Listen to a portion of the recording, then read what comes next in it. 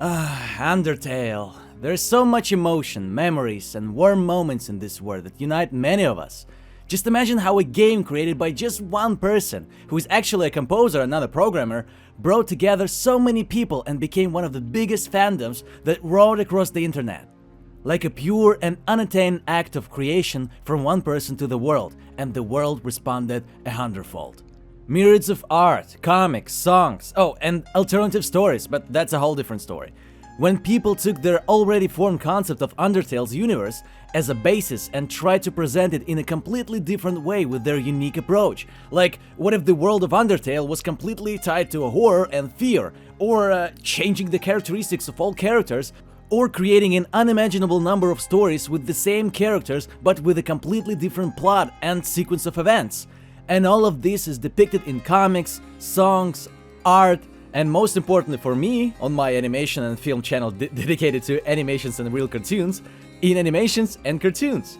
Yeah guys, it's me D, and you're on DeeAnimations channel, and today, on the 15th of September, on the 8th anniversary of legendary Undertale, I decided to once again dive into the unique world of fan creativity and animations with multi-serials created by Undertale fans over the last 8 years. And of course, I doubt I can comment on every animated versions of Megalovania and how Sans kicks the player's ass again and again to the song I'm Stronger Than You in this video, but I will try to go through those animation projects related to Undertale that really stand out for me among the overall creativity. Usually, these are multi-episode projects that are still being released, and over time, they have even formed their own million-strong audiences, eagerly awaiting what the authors of these projects will give them. And no matter how you twist it, Undertale is no longer just a simple game. It's a huge multiverse nurtured by pure creativity that cannot fail to inspire. So sit down, my dear buddies and animation fans. I understand that not everyone is as crazy about Undertale and doesn't understand the assets of all these AUs, but let me tell you that I cannot help but be delighted to see how much all of these people have created. How many pleasant emotions the Undertale fandom has brought me personally, and overall, as a YouTuber, I guarantee that if you want views on your video, just insert any sad melody from Undertale and people will flood the comment sections of your move. But again, think about it. Based on a game, people have been making entire series for several years. Their visuals improved, the fanbase grew, and the internet grew exponentially. This is an example of what animators on YouTube should strive for, in my opinion. So enjoy the butterscotch pie, my dear ones, stay determined, and let's at least briefly see what the Undertale fans managed to create all this time. However, my dear friends, you should consider that the projects I will tell you about are entirely fan creations born from the crazy genius of the internet. And most important and annoying at the same time thing about all of this is the entry threshold. Let me explain. Fan-made things for fans sometimes don't care about what's the most important to you as an ordinary viewer, namely how to lead you to watch. Therefore, web series based on Undertale, even if you have just heard of this game, will be incredibly difficult to understand. Even if you do understand, you will get confused about where it all started and what the context of all the events. After all, no one was going to tell you that a particular web series even has a comic, and no one will explain to you that to fully understand what is happening here, it is not enough to just play Undertale. You need to play Undertale with all the possible endings, watch a bunch of theories, read tons of fan comics, and immerse yourself in the context created by the community for 8 freaking years. So if you are here casually and suddenly don't understand anything, it's completely normal. Although maybe someday we will discuss each web animation based on Undertale in more detail, so that no one wastes time understanding everything that remains off-screen. That's about it. Thought you would appreciate a heads up. So, let's go! Glitchtale. And first, I think the most obvious thing is to remember Glitchtale. It's a series by Camila Cuevas. It starts with a megalomaniac based on the failed path of genocide, resetting the timeline to the point where characters like Gaster, Azrael, and Kara were fully revived. Originally, Glitchtale was released 7 years ago, as far as I remember, and it eventually became one of the first long-term animation projects in the Undertale universe. And as expected, the initial episodes revolved around well-known elements in the Undertale fandom, such as battles with Sans, timeless resets, and Kara's confrontations with other characters, culminating in a good drama between Kara and Azrael. I want to mention that it was very nice to see the growth of the author, Camila, because with each episode we saw her skills improve. The first animations were not necessarily beautiful, with sometimes noticeable jagged lines or slow movements, but the animation was definitely not clumsy. Already from the second episode, I was delighted to see an interesting approach to the battles between characters, with each character having their own special attacks. Also, the significance of each color and how something of a certain color is used in battle and how it all looked harmonious and smooth. I believe that the way glitchtale emerges is literally an example for any web animator. Do not be ashamed if the contour lines of your animations are crooked. Do not be afraid that someone might not like something. Do not give up and draw, creating something truly magical. You know, stay determined and keep it up. So only the first season of Glitchtale by Camila is exactly like that. And here comes the second season. Now these are truly strong changes in familiar Undertale formula. Not only did the visuals improve again, but there will also an emphasis on its own unique storyline. Narrating events take place after the possible events of the game. The lore, character relationship, and of course the increasingly epic plot with even cooler fights were developed. Each episode lasted more than 20 minutes, and there were many of them. This makes the second season even more packed, but also 2 or 3 times longer. The strong development of all the old characters, the development of misunderstandings between monsters and humans, this is just wonderful. And oh, the introduction of new characters for further story development makes this alternative history much more interesting to me than most AUs that only differ in the designs of hundreds of seances. And the story of Betty Noir and all the scenes with her are just amazing. Sometimes the feeling of tension is conveyed brilliantly, and after so many high-quality fights in the second season, I truly shouted that the heroes were unable to defeat Betty. And oh, the fact that she uses my favorite battle seat as a weapon, well, it's just a soul-devouring beast. And the entire second season has a whopping nearly 6 hours of runtime. If you haven't seen it yet, you definitely should check it out. At the very least for the amazing fights, as the project was originally born from them. And they are where it shines the most. It's simply shocking to see how far creativity can go, transforming into such a complete web series. Oh, and I almost forgot to mention how beautiful the series became towards the end. Yeah, I've been showing it to you all this time, but my personal peak of enjoyment in Glitchtale was the battle between Gaster and Betty in the 8th episode.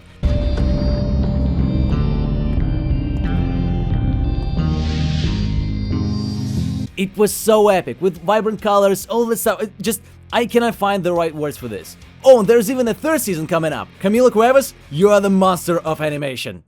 Underverse and xtale. Yeah, technically these are 2 separate series, but they have a common storyline. Start with xtale and then move on to Underverse. So this is a massive crossover of countless fan-created universes, immortalizing the fandom of Undertale.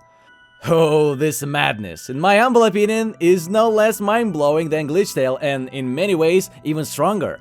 It strongly resembles true blood-soaked fan anime based on Undertale, but with an even greater focus on original storylines, unique characters, and emphasis on alternative universes. Different authors came up with their own versions of Undertale characters and showed them to people. Notably, Underverse essentially combines multiple previously popular alternative universes of Undertale. Oh, there's so many Sans here. Everyone will surely find their favorite. They even have their own kind of deities from alternative universes, like in Sans. He is being one of the variations of Sans. However, this one can even communicate with the authors and writers who come up with their alternative stories. So, as you can understand what I've said, with characters of this caliber, the story becomes even more global than any other in the Undertale fandom, easily doubling in scale. Here, it's essentially a battle for the preservation of hundreds of other fictional versions of Undertale.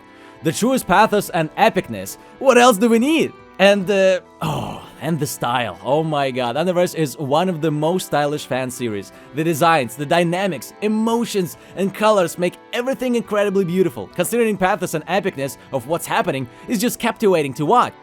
God damn it, they destroy universes there.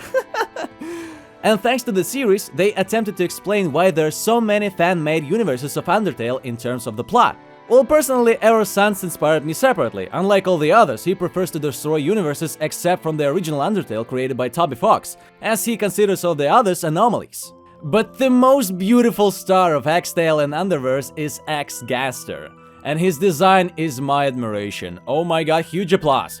He is extraordinary, pompous, Arrogant. Oh my god, he has defeated and taken control of worlds, and he is probably the best antagonist ever created among all the fan-made universe of Undertale, because in many ways he behaves like every player who many of us were when we played Undertale many years ago. Oh, and by the way, Twitter is now called X, and clearly X-Gaster had a hand in this. We determined your account broke the X rules. And all of the characters that are beautifully drawn and the transitions into amazing battle scenes. So, Jackie, the author of this project, has definitely done a monumental job that cannot go unnoticed by any Undertale fan. After all, it's a huge crossover scene of entire Undertale fandom, where so many plots, emotions, designs, and hundreds of fan creations come together, which were created over the course of 8 years of Undertale and this fandom. It's a truly colossal content of plot, lore, and pure fun. Underpants! Such things! Oh yeah, this is Underpants. Well, sorry, but I couldn't miss this insanely hilarious and crazy mix of memes, humor, and pillow screams.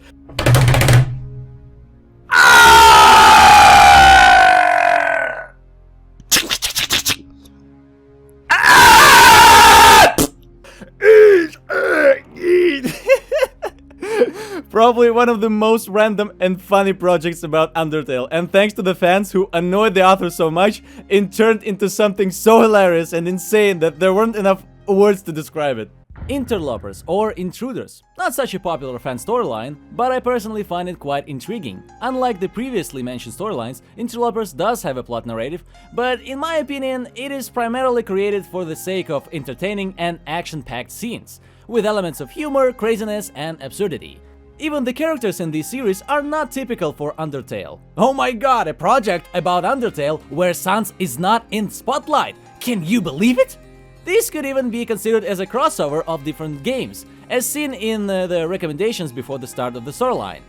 What sets this project apart is that it's mainly a collaboration of various animators, each bringing their own touch to these colorful animated battles. In one of the episodes, Kara and Buddy even fight against Betty, the antagonist from glitchtale.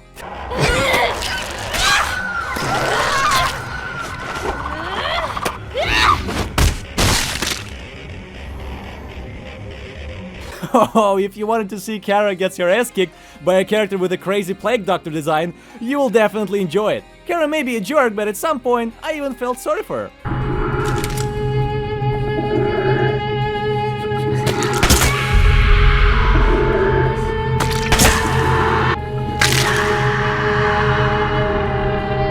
There was even a battle with various versions of Shara, but the coolest part was the final showdown that lasted over an hour. An incredible action-packed fight between Kara, Buddy, and one of the strongest beings in Undertale fandom, Kiwi. Yes! I know not everyone knows about Kiwi, but this final is craziness. The flow of pure animations and creativity is mesmerizing. Oh, how Kiwi beats them. All the grandeur, the determination, the epicness, everything is just wonderful. The fact that Kara and Buddy, two idiots who defeat everyone and even took down Betty, doesn't mean anything against Kiwi. As if they put pure script power against two assholes, but it's so awesome. Realistic Undertale. Oh yes! That infamous tumor of Undertale fandom, the famous 3D series based on Undertale. In reality, it is much easier to get in this project than any others mentioned above. Why? Well, it's simple. Memes. Oh yes, there are memes upon memes here. And it's both stupid and genius at the same time. The down 3D design, the most absurd memes, and genuinely idiotic dialogues. I understand that some people initially perceived it as an unjustifiably hyped up, ridiculously stupid nonsense with genderless giraffe child and the most exaggeratedly dumb versions of Undertale characters. But if you have played Undertale superficially, you'll almost immediately get sucked into this flow of trash, drunken skeletons, fish and lizard dates gone wrong. It's hard to explain properly what is literally a trash post-ironic series with meta-irony. After all, we all got tired of it. But the LEGO guys are cool. LEGO guys rule! Yeah, that's what my LEGO David Jones told ya. And besides so many unique projects built on pure creativity and the flow of creation, there were also hundreds of lonely animators, endless battles with Sans to the song I'm Stronger Than You, and many others who also tried to stand out and try to become something special in this huge fandom, counting millions of people around the world. I've seen them all, and I really like them. This is possibly one of the most creative communities of creators and viewers ever, inspiring many to create their own project, not only inspired by Undertale, but something of their own, completely new, and I'm no exception. I'm sitting here gradually coming up with my own future animation project. And though it's difficult to say how much Undertale and its fanbase have influenced me, it's definitely left its mark on my soul. These were not all the Undertale projects, but I will be happy to delve into each one more thoroughly someday. And I congratulate all the fans of this universe of Undertale's 8th anniversary, and I wish you all the determinations. Thank you all for watching this video, hit the like button, subscribe to my channel and hit the notification bell, and I see you in the next one!